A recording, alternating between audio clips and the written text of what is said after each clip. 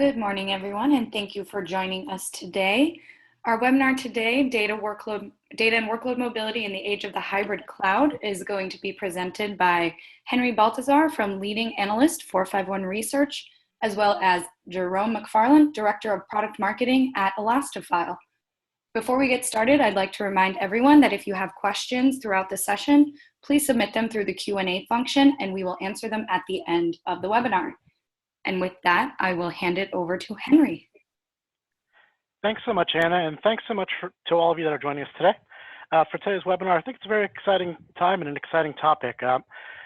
My name is Henry Baltazar. I'm a Research Vice President covering storage for 451 Research. And to me, I think this is a very interesting time because we've never really seen an era where there's so many changes going on at the same time in terms of what's going on with your IT personnel, what's going on with your businesses, and what's also going on with some of the technology changes. And because of this time, it's actually a great time to be an analyst because there's so many different variables in play that we have to start thinking about, especially as we plan our progressions going forward. For today's agenda, I'm basically going to be starting off talking a little bit about digital transformation and how that's going to drive storage innovation going forward. The big chunk of our presentation is really going to be focusing on this second bullet point, though, in terms of what's going on with hybrid cloud and why I personally and other analysts at my firm believe it's the future of IT infrastructure. Finally, we're going to round this out by covering a couple of emerging use cases and then also going over a couple recommendations. So as far as what we're thinking about for digital transformation, before we get to that, I think one of the main things we want to definitely make sure we emphasize is, it's not just a technology change, it's not just a business change. It's really going to be a change that's going to affect a lot of IT professionals, especially if you happen to be an IT professional listening today. Within our research, we do wind up speaking to many end users, and a lot of end users, quite frankly, are a little bit freaked out in what's going on with cloud. And I think this quote in particular is probably the most egregious example of this in terms of, I won't read the quote to you, but I mean, for a lot of people in the industry right now, especially who've been in the industry covering storage or running storage infrastructures for a while, there is a bit of a fear that the job is changing or the job may be gone in terms of what's going on in the future and what's happening with the alternatives. Again, cloud to me is a real alternative. I think there are going to be some organizations that are going to be well suited to go into public cloud storage services and compute services, but really in reality I think it's really going to be more of a hybrid environment, and we'll emphasize more of that later in the presentation. One of the key things that we've been talking about, especially the last year or two, is digital transformation. Digital transformation definition seems to be a little bit different depending on which firm you're talking to or which vendor you're talking to. But the way we like to, the way that we've been defining it, we've basically been saying that we believe digital transformation occurs when IT innovation is aligned with a well-planned business strategy. To me, it's going to be really important because it's going to transform how IT organizations serve customers, employees, and partners. And to me, that's also going to be huge because it's going to allow organizations to support continuous improvement in their business operations and ultimately change the way they do businesses and the way that they can disrupt their competitors. When we start thinking about, well, okay, that sounds interesting. What are the real things we want to get out of it? It really boils down to these three main points here. I think in terms of intelligence, that's going to be a key part especially from a storage point of view. When we look at the job of storage, a lot of storage pain points is regarding capacity management and being able to deal with fast-growing data sets. It's also dealing with retention and data protection. But to me, I think the future is not just about the retention of the data. It's going to be how we're going to squeeze business value out of the data we're already storing and making sure that we use that business value to provide the business intelligence that our line of business stakeholders need to have to make the right decisions. I think another key area that's going to be very important is the area of agility. I think, as we'll show in a couple slides from now, right now that's going to be a key area because to me, it's not about the big versus the small company. It's going to be about the quick company and the dead company. We need to be able to find better ways of provisioning storage faster. We need to make sure that our customers and our partners and everybody else has rapid access to information or storage resources when need be. I think another key element also, and the third element is what's happening with customer centricity. Quite frankly, one of the biggest changes that's going on from a people's side is the change in customer expectations. A lot of your end users expect to have, or your potential customers expect to have information in a timely manner. And if you can't deliver it to them in the rate that they need it, there could be a lot of backlash, and there could be a lot of missed opportunities if you can't keep up and you can't distribute that information in the timely manner. Circling back to the storage pain points, a lot of these haven't changed over the last 20 years I've been covering it, but I think there was one main point that I wanted to circle in on. In terms of the first areas, as I mentioned earlier, data and capacity growth are still a big problem, top pain point, both in 2016 and 2017. I think we definitely see more and more interest in people trying to meet their disaster recovery requirements. This is obviously an interesting month to be talking about that, especially with all that's gone on, especially with the tropical storms and things that have happened in the most recent weeks. But really, I thought the one thing that was really interesting that we saw from in terms of shift from 2016 to 2017 was how the growth of new applications became a top pain point for many organizations. With that figure basically doubling, going from about roughly 10% to about 22% of respondents saying that was a major pain point for them. I think another key aspect to look at here, another key thing that we still see in terms of issues is what's going on with storage performance. Even though this dripped a little bit, I can assure you, we definitely still get a lot of questions from end users who are end users in enterprise environments that are trying to figure out better ways of delivering performance, because I mean that's going to be the key issue. And a lot of times, without performance, you might as well be out. If you can't deliver the right performance, your application is not going to function the right way anyway. Going back to that provisioning side, I think the big part about this, this is a survey that we did in conjunction with Fujitsu about a year ago in terms of looking at what's going on with storage provisioning time. To me, the alarming part about this is when you start looking at those production workloads, only about 24% of respondents claim that they could provision in scale of minutes. Why is it a big deal to be able to scale in area of minutes? To me, that's a telltale sign that you're automated. Because you're not going to have some guy sitting there waiting to provision and carve out runs for you and volumes for you at any given time. If you're provisioning in terms of minutes, you're probably automated. And really, if we're starting to look at the future of cloud and the future of what I believe will be cloud-like architectures, we need to get to more of that type of capability going forward. And I think that's going to be a key area of change for us, and it's going to be a key driver as we start looking at restructuring our IT services. Circling back to the point that I started out with, I think a big part of the change also is going to be what happens to your IT technical team as we go forward. Right now, if we look at our most recent survey, it's pretty split. It's split pretty even between the organizations that favor generalists versus the organizations that favor specialists. Both of them around 40% or so in the last survey. What's interesting is when you start diving into these numbers and you start looking at, well, who's got a lot of specialists, it's exactly what you would expect. Large companies, especially those in that 10,000 or more employee range, those are the type of companies that have a higher percentage of specialists versus generalists. To me, though, I think that's going to change rapidly over the next couple of years, and we're definitely getting that feedback, especially when we talk to the larger customers as well. Really, what they're trying to do is, because growth is out of control, because costs are out of control, organizations are trying to find better ways and more streamlined ways of managing their resources.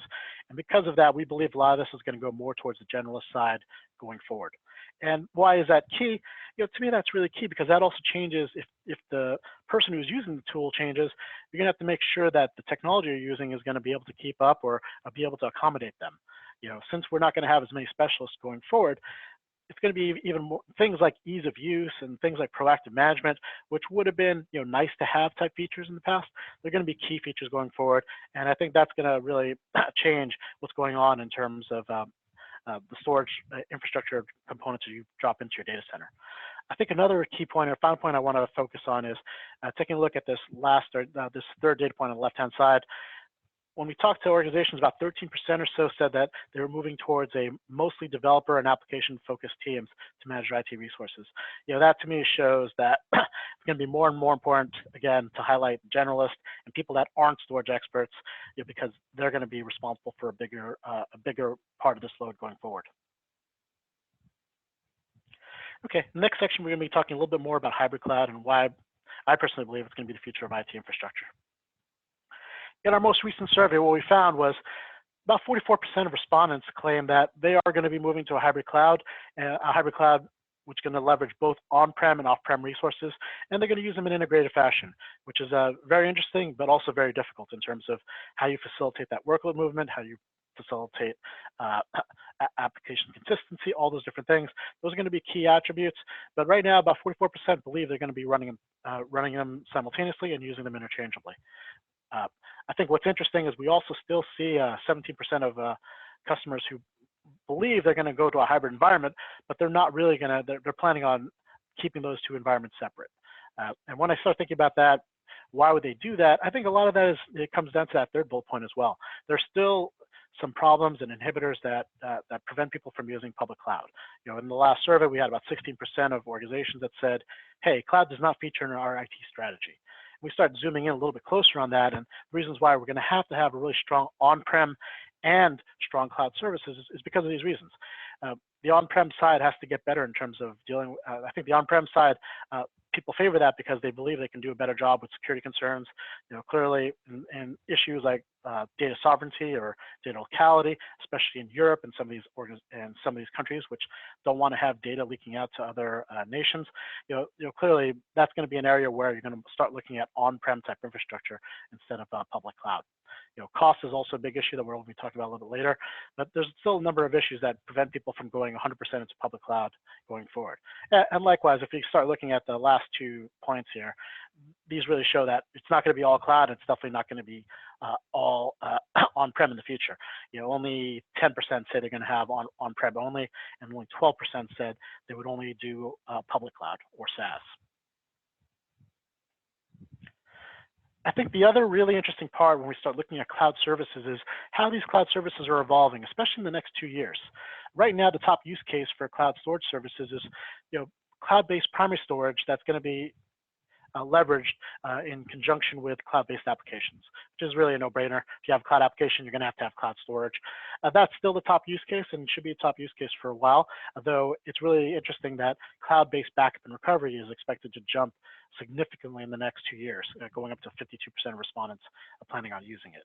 Another key area, which we'll talk about a little bit later, is file sync and share, where there's a lot of people who are already adopting it, but that's also going to increase.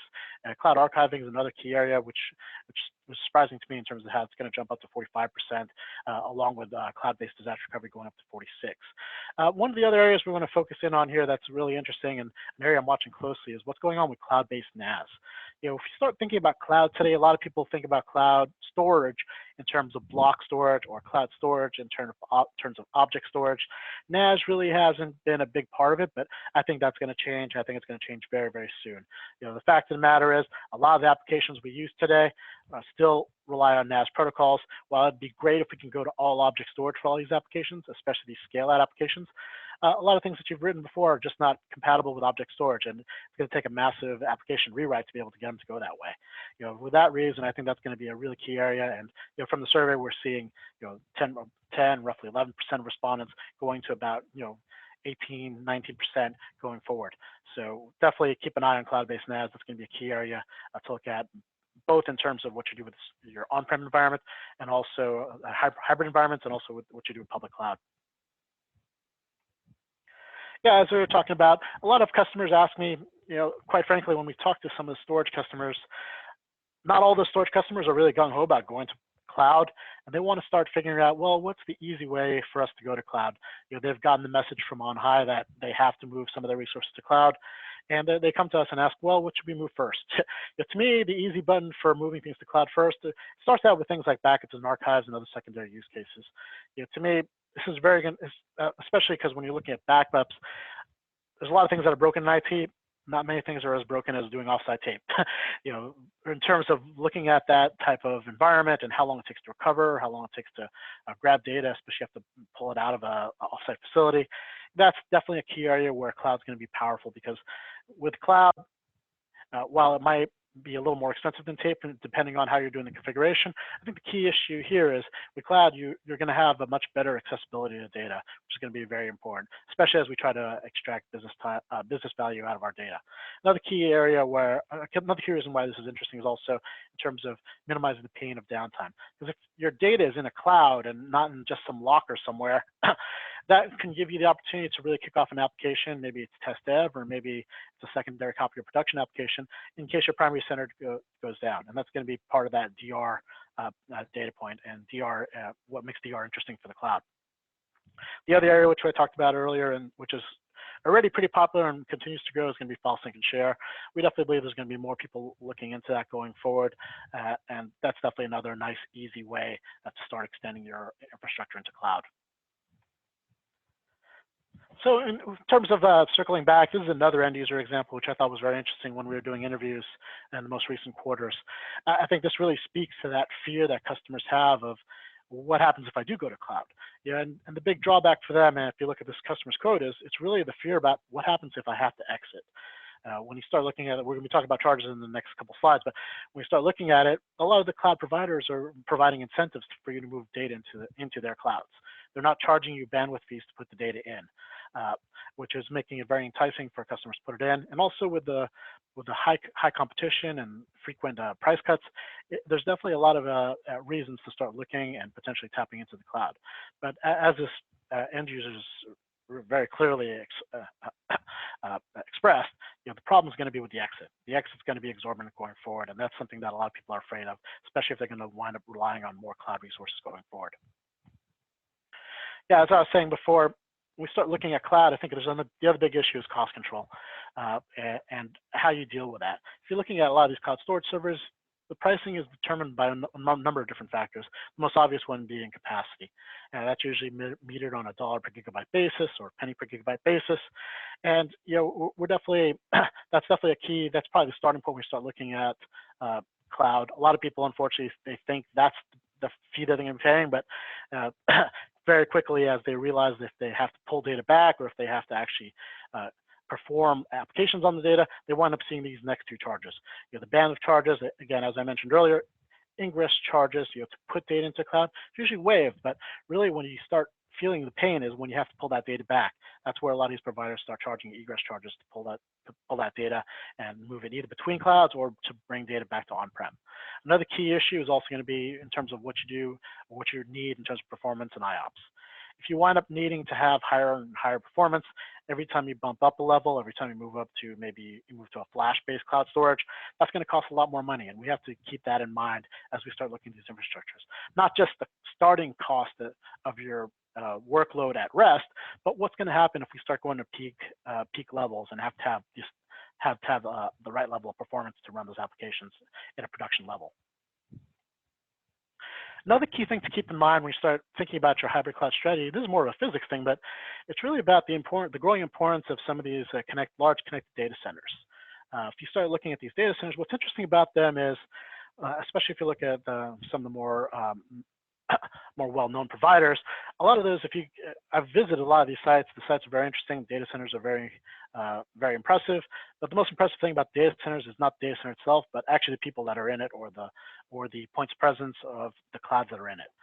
What's important about this is if they're all in that data center, that's when you can start leveraging things like LAN links to be able to move data quickly.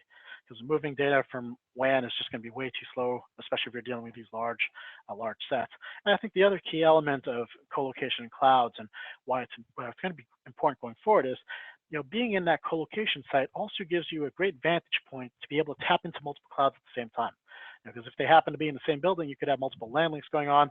So, if cloud provider A winds up having a very interesting machine learning algorithm, you'll be able to tap into that. Maybe cloud vendor C winds up having a very interesting geolocation tool or some kind of archiving tool. You may be able to tap into that as well without having to move the data, without having to move the data, which is the important part of this. Next section, we're going to talk about emerging use cases and some of these workloads that you have to start looking out for, because they'll probably be entering your environment, and chances are they could be entering your environment within the next 2 years or so. Big data is an obvious one. I think a lot of people talk about big data for a long time. In our most recent survey, about 25% of respondents claimed that they had big data in use in their environments. But as you can clearly see here, over the next 2 years, that number is going to increase quite substantially, with only about 39% or 40% of respondents saying they don't have it in plan. Another key area which is going to be important is going to be what's going on with the non-relational NoSQL databases, where we have about 28% of respondents who currently do that today. containers is another really key issue, a key area. Not only, to me, I think containers is going to be one of the things that you have to be worried about going forward, because a lot of what we talk about in terms of accelerating provisioning time, accelerating scalability, a lot of that's going to fall on containers going forward. Because containers, the advantage containers have over VMs is the ability to rapidly spawn them to be able to match an application workload, which is something that's going to be great, especially if you're doing a system engagement type environment, and also going to be it's also going to be quite powerful if you're doing other things like analytics or other scale-out type applications where you want to be able to throw resources at a large data set. Another key area where we're looking at in terms of containers is the ability of using containers to facilitate facilitate workload mobility across hybrid clouds. You're using containers potentially as a wrapper to move a lot of these workloads back and forth. So that's going to be another key area, something to look out for. Definitely, well, right now only about 20% of respondents using it have it in use, but again, that's another area where we're expecting to see a lot more adoption going forward. The last area and last key use case where I think it's going to be really interesting to follow is what's going on within memory databases and analytics. Right now, about 23% or so have that in use, but that's going to grow in the near future. Obviously, if you're talking about something that's in memory database or analytics, it's really a big focus on performance. So I think that's really circling back as to why we have to start looking at newer storage technologies that will provide not only scalability and ease of use, but also high performance, to make sure that applications are not starved going forward. Final section, I'm going to be talking a little bit about recommendations going forward. Yeah, as I said in the beginning, digital transformation is changing expectations for storage and data accessibility. I think from that area, there's definitely a few key areas that we need to be careful of. Obviously, with the expectations rising, we're going to have to do a much better job of provisioning. We're going to have to do a much better job of automation and also of standardization of services. You have to make sure that when people launch an application or create the next generation workloads, they're not starved for resources and they're getting what they need. Another key thing to think about is, public cloud storage is going to be very powerful also for centralizing and retaining data. The low cost and the price wars that are constantly going on with the cloud service providers are going to make that an interesting environment. And again, as I mentioned earlier, I think it could wind up being a very good replacement for offsite tape repositories and for some of the other backup technologies and archive technologies, conventional archive technologies we're using today. Another key area, and the thing that we've talked about also, is the importance of performance. Performance is not just going to be about your on-prem data center. We definitely need to have performance there, but going forward, we have to figure out ways of how we're going to boost performance to the clouds. And also, as we start thinking about other use cases, like potentially looking at IoT or in these distributed workloads, it's going to be very important to have performance at the edge as well. So it's going to be key to make sure the technologies you have are portable and the technologies you have the ability to deliver that high performance regardless of where your workload happens to reside. And finally, as we just talked about in the last slide, you have to prepare for the new workloads. Those new workloads are going to be substantial going forward, and in terms of what they're looking for in terms of high scalability, high performance capabilities, rapid provisioning, all those things that we've talked about, those workloads will not function well unless you have your infrastructure in order. I think that's going to be another major driver that you should consider, especially as things change over the next 2 years. And with that, thank you very much. I'm going to be kicking things over to Jerome now. All right, thanks a lot, Henry. I'm just going to pull up my shared screen here and take the ball.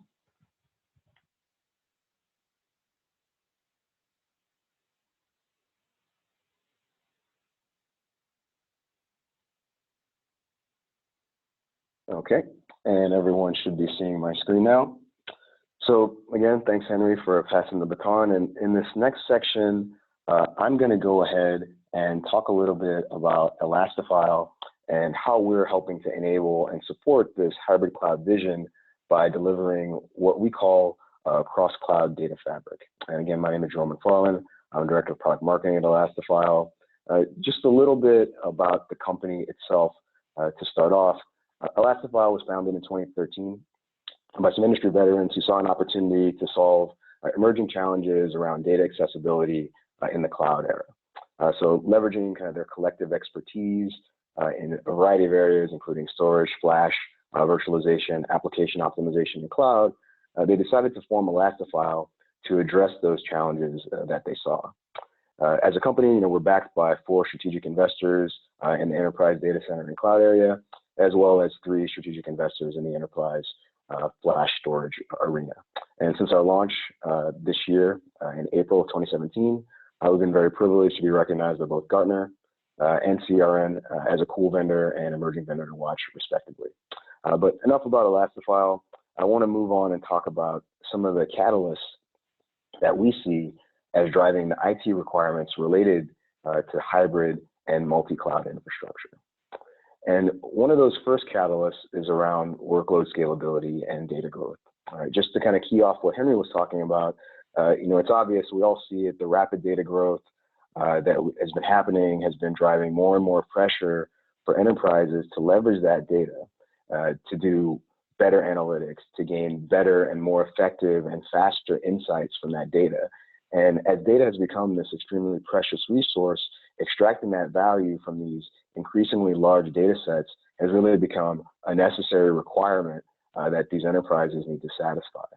And in addition, the emergence of cloud has created this powerful new infrastructure option, which is driving the need for effective and efficient cloud integration strategies. And then, of course, those strategies, to be fully optimal and effective, they need to include the ability to shift and burst workloads between environments dynamically, right, to service the dynamic requirements that these enterprises are creating. And finally, insulation against cloud vendor lock-in and the ability to leverage cloud-specific services is also becoming important, right? As Henry mentioned, different cloud vendors may have different areas of specialization and offer different services. And so customers need a way to be able to leverage those different services across multi-cloud infrastructure. And so Elastifile was really designed and developed to address these key demands while still delivering a very practical and cost-effective solution. So now what is Elastifile, right? What is this cross-cloud data fabric? So at the core, what Elastifile is a software-defined, hardware-agnostic storage and data management solution, right? It presents data to applications via high-performance distributed file system, whether those applications are residing on-premises, in the cloud, or in a hybrid deployment. Our solution was designed from the ground up to deliver the kind of broad scalability and accessibility that you get with a file system in the file interface, but while also supporting the transactional performance that's associated with block storage, and the scalability is typically associated with object storage. To deploy our solution, you just install lightweight Elastifile software on standard server nodes or cloud instances, and we seamlessly aggregate the flash storage capacity from all of those nodes, whatever they are, and we present that as a unified pool of high-performance storage. And from the application perspective, the apps are simply interfacing with a high-performance, POSIX-compliant file system, just like they're used to interfacing with. Our abstraction layer hides the fact that there are multiple underlying nodes, while still enabling those applications to leverage the performance advantages that are created by that type of parallel scale-out architecture. Ultimately, our solution was designed to deliver the flexibility and elasticity of cloud infrastructure to data management that's occurring on premises, in cloud, or in a hybrid environment. And that flexibility extends also to how our solution is priced and consumed. Our solution supports consumption-based subscription pricing, which allows customers to really match their expenses to their dynamic requirements. Now, just to dive a little bit deeper about kind of the solution, it was designed with a few key design principles in mind. Right? At the user level, one of the key principles that was factored in was the need to deliver self-service, right? And part of that is eliminating the very manually managed, discrete storage silos that customers have had to deal with traditionally. And we're helping to do that by connecting all of the data within a single namespace, right? Our Cloud Connect capability also allows hybrid connectivity, right? Hybrid clouds. And it does it in a way that makes very economic sense, right? Because our Cloud Connect, it enables this hybrid connectivity while creating a very cost-effective control and management layer that allows you to manipulate and manage both active and inactive data. And we do that by facilitating the bidirectional motion of data between a file system and an object store. And I'll talk about more detail on how that works and kind of what that means as I walk through a sample workflow a little bit later in the presentation. Another piece of the self-service story is that, we make data accessible via standard application and user-ready protocols, right? File systems are very broadly accessible through NFS and SMB, And we also, of course, have a REST API that enables automation. And we also support a concept that we call data containers, which are our abstraction layer, which allow you to apply user or group-specific policies for, group-specific management and controls. Another one of those key design principles that we kept in mind while designing the solution is the need to integrate and manage noisy heterogeneous environments. So our solution is designed to dynamically monitor the changing conditions that can happen when you start thinking about hybrid cloud infrastructures and scale out infrastructures where the underlying hardware basically may be unknown. So we were designed to include and factor in the responsiveness of the network, of the servers, and the underlying storage hardware, and to be very intelligent and to adaptively respond to those changing conditions to ensure a consistent quality of service and the type of linear scalability that you would expect. Another one of the key elements is performance. Right? Henry talked a bit about performance. Our solution is designed from the ground up to be flash native and to allow customers to extract the maximum performance from the underlying storage media, which we feel is very important to properly support the types of mission critical workloads that customers want to leverage when they think about shifting and bursting into hybrid cloud, and also to support scalability and mixed workloads when you have multiple users and multiple applications interfacing with an environment. And when we think about how we're designed to be flash native and what that means, you can think of it kind of like the NVMe interface. So those who are familiar with storage interfaces, right? NVMe was designed to be a highly efficient interface for NAND flash media to basically expose the low latency and high parallelism of transistor memory. Elastifile was designed to expose the high parallelism and low latency of flash as well, but at the file system level. So it's just another way to think about kind of the solution and how we think about being flash native. And of course, in addition to exposing the performance of flash, we also factor in the endurance considerations that have to be thought about when you're managing flash at the data layer. So we try to optimize there as well. And the final design principle that we really took into account is scalability. Right? Hybrid clouds can span hundreds, potentially thousands of nodes. And so it's very important that a solution be able to scale effectively in those sort of large scale environments. And under the covers for us, we have a very optimized distributed metadata model. It's really a distributed metadata service that allows us to have the scalability to these large environments while maintaining linear performance scalability and providing the proper quality of service. We don't have a concept of metadata servers or metadata nodes because these things in traditional storage architectures create bottlenecks under load. And so our solution was designed to be very parallel, and our metadata service enables this kind of scalability that a hybrid cloud environment will require. So just to put a little bit of kind of proof in the pudding, here we're showing some empirical data to kind of back up those performance and scalability claims. Here you're just seeing a test that we did in the cloud with 30 Elastifile nodes.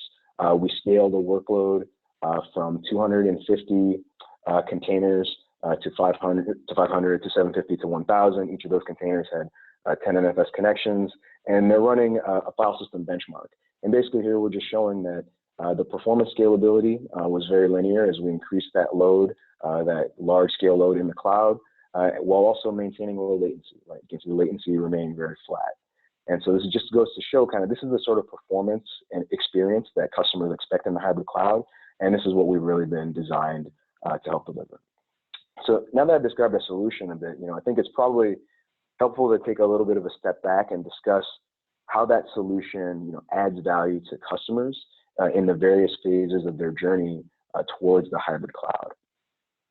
And so for us, at a high level, we see the majority of customers and their journey as split into 3 phases, right? So phase 1, as we call it, classic IT, is where a lot of customers are today, where they have a single site on premises, and the apps and the data are, for the most part, pretty much tightly coupled and tethered to that one environment.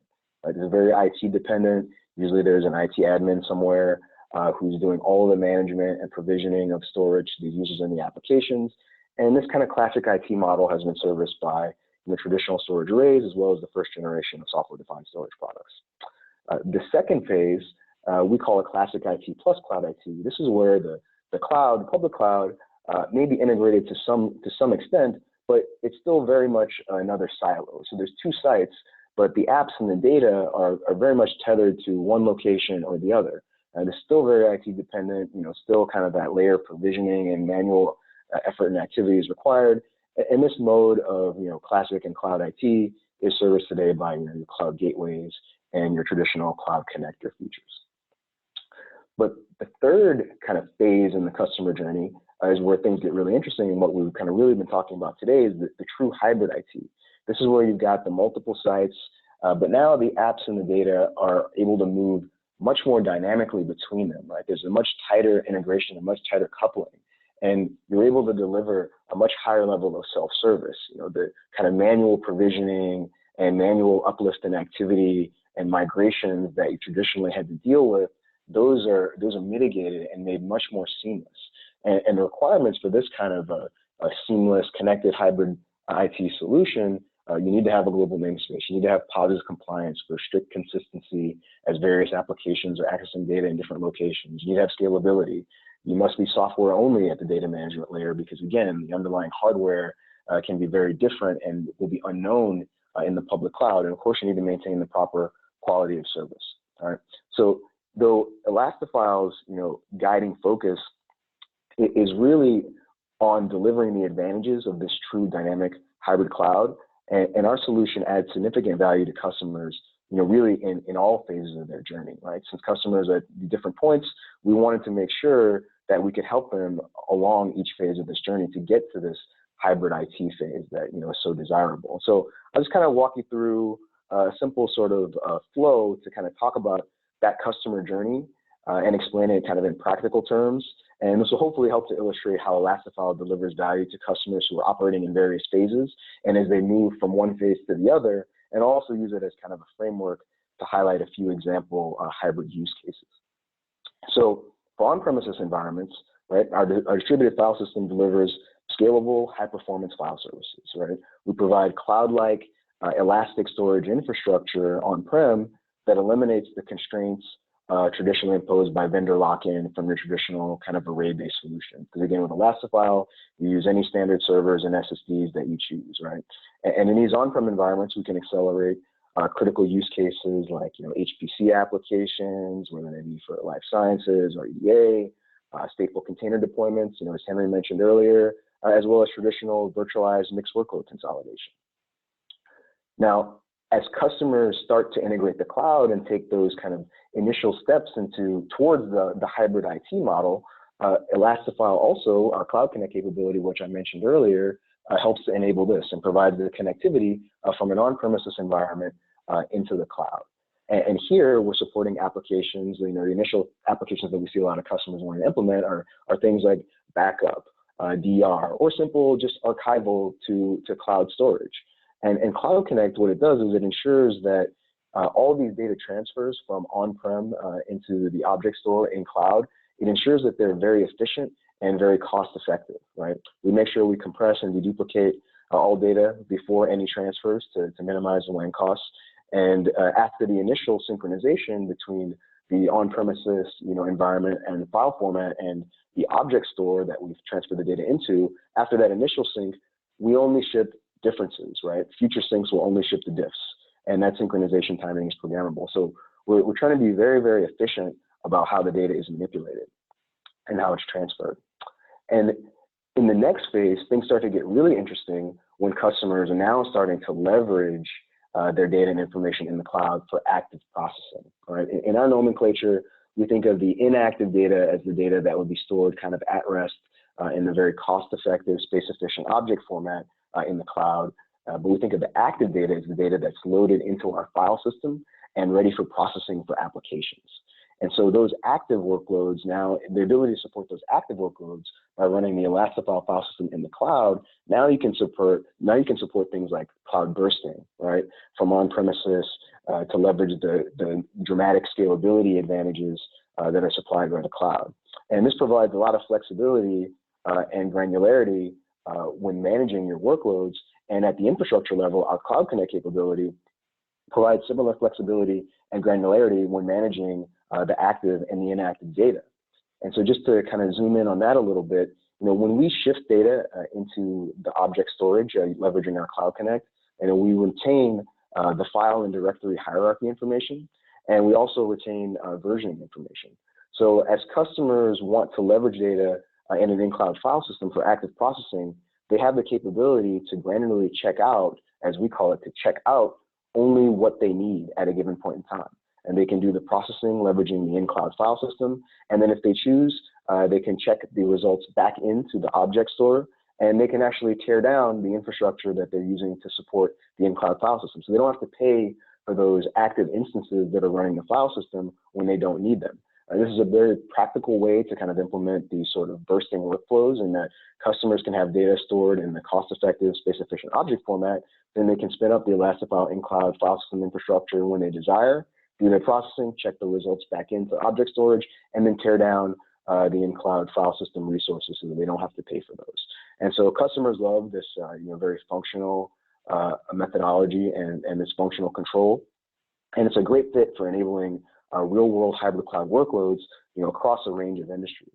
Just a couple of examples. One that's been very interesting for us is in the genomic space. We've seen a lot of interest from customers in taking genomic sequence data and bursting that into the cloud to do scale-out analysis. Again, the ability to leverage the massive compute parallelism that's available in the cloud, far outstrips what most enterprises and most research institutions can do on premises. And so it's very attractive to be able to bring this bursting capability to bear. And as I described, the Cloud Connect capability can support that in a very effective and efficient way. Very similarly in the EDA space, we have customers who are trying to do scale out, simulation and verification processes. And of course, if you're familiar with the EDA space and semiconductor industry, chip designs, the physical mask sets that actually create the semiconductors are very expensive. And so as they're getting ready to generate those mask sets and getting ready for their tape out activities, there's usually a flurry of simulation and verification activities that take place. You're doing design rule checks, all kinds of things that are happening. And as the chips and the ASICs get more sophisticated, and also the transistor technology gets more sophisticated and the transistors get smaller, those simulations become more complicated, right? The effects just from like the physics level start to become more subtle. And so more and more processing and more analysis is required. And so what we've seen is the customers want to, again, leverage the scalability and power of cloud compute to do those simulations and verifications more effectively, and also to do them faster, because it's a highly competitive space and time to market is critical. And another area that Henry actually also alluded to is around containers, right? Today, the ecosystem around containers is evolving very rapidly. Initially, of course, containers were designed as a stateless paradigm, but as the efficiency of containers has kind of taken hold and taken root, people have realized that they want to leverage containers for more than just stateless services. They want to leverage containers for applications and use cases that actually need to have data persistence beyond the lifecycle of a given container instance. And so a scale-out distributed file system, because of its shareability and its ability to provide data persistence, is a great fit for delivering stateful services to containers. And when you have a solution like Elastifile that can provide connectivity between on-premises and hybrid environments, you now have the capability to leverage stateful services on containers and shift the location of the application from one environment to the other. So you can have a stateful service running on a container on-prem. You can tear down that container instance. If you're leveraging Elastifile to have your data synchronized to the cloud, you can then, if you choose, spin up a new container instance in the in-cloud Elastifile cluster, connect that back into the data environment, and pick up with the same stateful services in the same state that you left off with. So just a few examples of some of the hybrid cloud workflows that we've seen customers exhibiting quite a bit of interest in. And I kind of to jump back to our hybrid cloud architecture, while public cloud, transformation is obviously very impactful and provides massive benefits and opportunities, the public cloud can still be a data silo, if you allow it to. And that's one of the things that the customers are now realizing. Henry alluded to this, also previously. So multi-cloud connectivity and multi-cloud capabilities are very important and critical. And so we were careful to design our solution to explicitly and effectively enable multi-cloud architectures as well. So you can transfer data cloud to cloud, or as we've actually seen, a very popular model is sort of a more hub and spoke type model, where you have an on-premises data center that's providing connectivity to multiple clouds. And with our Cloud Connect capability, again, you could be synchronizing data into object stores in multiple clouds. And these multi-cloud solutions, they're really becoming popular for a wide variety of reasons, right? One of them is just to maintain high availability in the event of a cloud vendor failure, right? Another one of them is to enable this kind of dynamic selection of the least expensive cloud infrastructure, right? Cloud infrastructure pricing fluctuates, and so customers want the ability to choose cloud vendor A when the prices for cloud vendor A are lower, and then cloud vendor V on a different day when the prices for that vendor are lower. Also, as Henry alluded to, different cloud vendors have different areas of specialization. And so customers are looking for means that would allow them to leverage cloud-specific services of their data sets. So multi-cloud architectures can enable that. You can leverage, maybe certain vendors are better for machine learning or certain things, and other vendors are better for other things. So if you have an infrastructure like what Elastifile provides that can connect you in a very seamless way, between those multiple environments, you can shift your services around and leverage the cloud vendor at the time that makes sense in the way that makes the most sense for you. And also, as you've been seeing, especially recently in Europe, multi-cloud strategies in some cases are actually becoming mandatory to achieve compliance with emerging regulatory requirements. So for all those reasons, multi-cloud is important, and long story short, we're designed to enable that, and it's one of the areas that we feel we provide a lot of value. And I also should mention, kind of to round out the picture, our vision of cloud doesn't only include the public cloud, right? It also includes the ability to integrate with private clouds as well, which could include multiple on-premises sites. It could include object storage appliance, right? Our Cloud Connect capability is fully compatible with an object storage appliance as well. We can transfer the data into object format and store it on that appliance, again, retaining the file and directory hierarchy information as well as versioning. So we provide a lot of flexibility for customers to implement kind of cloud-like infrastructures in the manner of their choosing. And now really just to kind of close off and recap, Elastifile, what we've tried to do is really to build a solution that was designed to meet the needs of a true hybrid cloud, right, in the ways that we've been discussing, while ensuring that we deliver the flexibility and cost effectiveness and kind of ability to create practical workflows, right? Real world practical workflows that make economic sense as well as functional sense. And so we feel we've been able to do that very effectively. And what we're really trying to do is help customers eliminate the traditional storage silos that they've been forced to deal with, and the manual labor that those basically require, and provide them instead with the flexibility to support hybrid workflows that can support any application in any environment, in any location, whether it spans, on-prem, private, public, or some combination of hybrid infrastructure.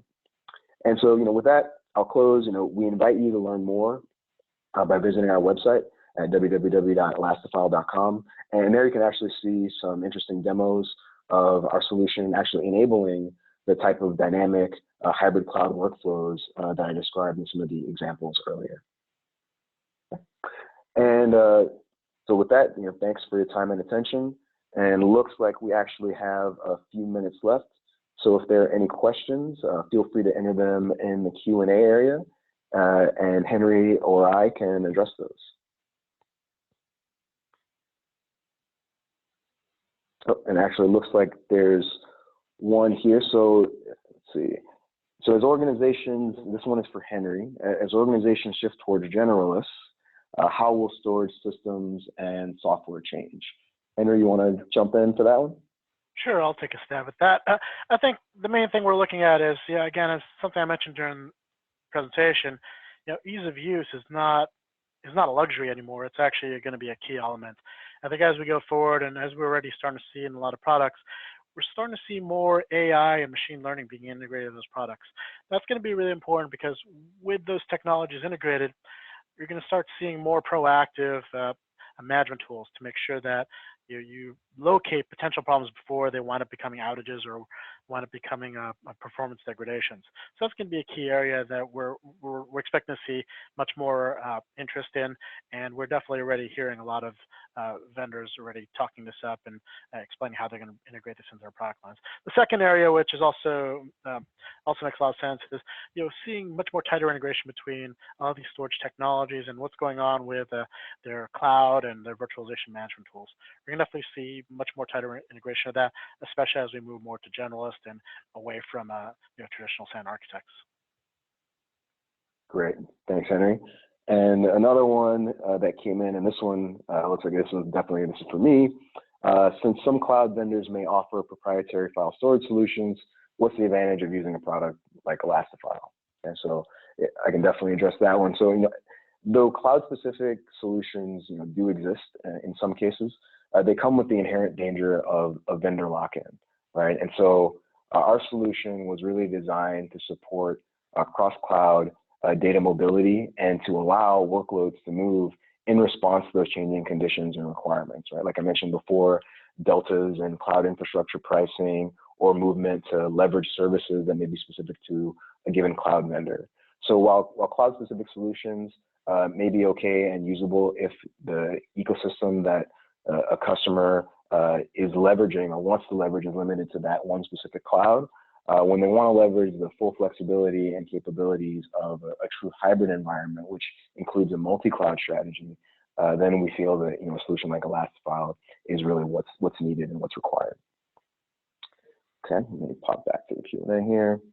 Okay, another one, and this one is more for Henry. So, will software-only products eliminate traditional storage appliances?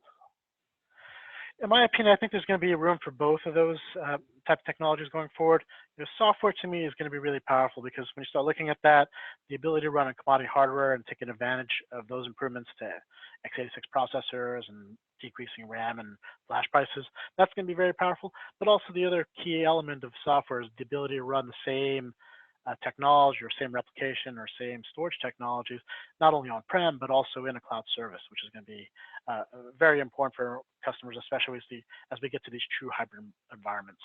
Right now, the reason I don't see appliances going away is that we still see a very heavy bias towards appliances, especially from architects. They're used to just buying that. They're used to, these array hugger type personnel. They love that, and they've been used to deploying those in that manner and used to managing in that manner. But really, when we start looking at our survey data, we're definitely seeing a growing acceptance for things like software-defined storage going forward. Fantastic. And looks like there's another one for you, Henry. As we move to more automated infrastructure environments, what should we be worried about? Sure. I think the big thing that we have to worry about is as we go to these automated environments and we're able to divvy out these resources at a rapid pace, you have to be careful because it's almost like taking a bunch of kids and letting them go run free in a candy store. What's the worst that could happen? Well, the worst can happen. I think what we see here, in terms of why I don't think a lot of organizations are prepared, when we look at our surveys, the majority of organizations do not use chargeback or showback to govern their storage. I think that's going to be very important because if you don't have fiscal responsibility, you're very quickly going to run out of resources and you're going to see resource abuse. I think one of the cool things about cloud, one of the transformative things about cloud is people know what they're paying for and they know they have to pay more to get more. That's not necessarily the case in traditional on-prem infrastructure. So again, if we're going back to what's the real theme here, we have to make things more cloud-like. And being cloud-like is not just an architecture thing, it's not just a technology thing, but also when we start thinking about how we're providing these services and also having pricing and fiscal responsibility to make sure that people are using things the right way and not just letting the water run. Yep, no, great points, Henry. And I think, from Elastifile's perspective, we definitely agree. And our solution was really designed to enable those kind of cloud-like capabilities in whatever infrastructure or combination of infrastructures that a customer wants to deploy, from our scalability, from our deployment model, all the way down to our pricing model being subscription-based kind of consumption pricing. So yeah, we definitely feel the same way. And I'm not seeing any more questions. So unless someone wants to pop something up in the next couple seconds, going once, going twice. So I think with that, we'll close. We want to thank everyone very much for joining. We appreciate your time and attention very much. And we look forward to speaking to you again on a future webinar. So thanks a lot, everyone, and goodbye.